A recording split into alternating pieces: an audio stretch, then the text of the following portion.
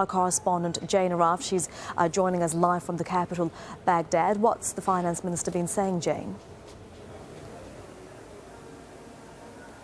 Well, Elizabeth, he's been saying, along with other Iraqi officials, that ISIL is now on the defensive following airstrikes and reconstituted ground forces engaged in battle with them. But ISIL still holds that key city of Mosul. Now, it's the capital of their self-declared state, and it's there that they've made a stand, where they're acting as essentially a de facto government. American officials have warned that this is a long, long fight, and they've cautioned against being too hasty in trying to retake Mosul. But the Finance Minister, Hoshyar Zebari, who's actually from Mosul, says that the planning is indeed imminent, and that could happen sooner than we think in what would be the biggest urban fight. I think the key is Mosul. And it was in Mosul where the Iraqi security forces collapsed or evaporated.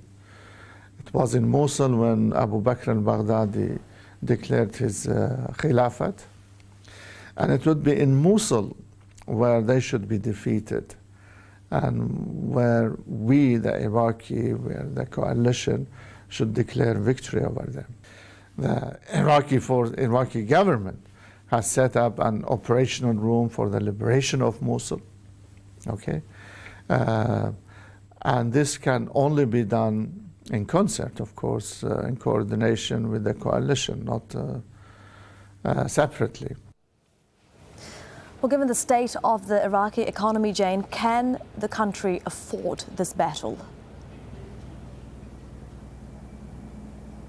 Well, it is in very tough circumstances. Now, the previous budget, sorry, Elizabeth, it's one of the many helicopters overhead keeping surveillance as, just wait a second.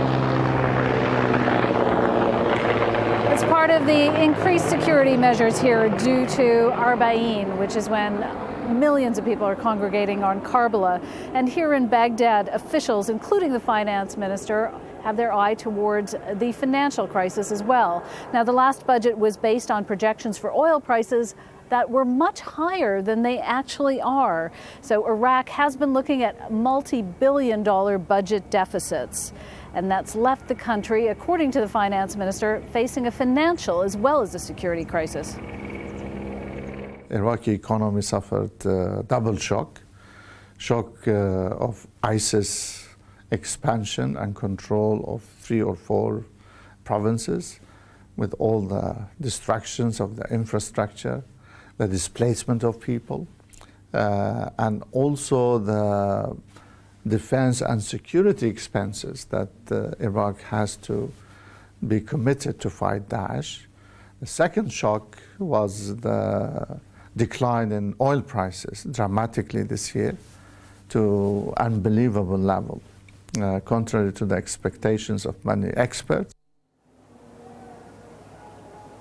Zebari says that he will present a budget to cabinet next week, and that budget is going to contain some really tough choices, because basically Iraq is left having to cut spending, including some defense spending, he tells us, while it's continuing to try to keep up that very expensive battle against ISIL.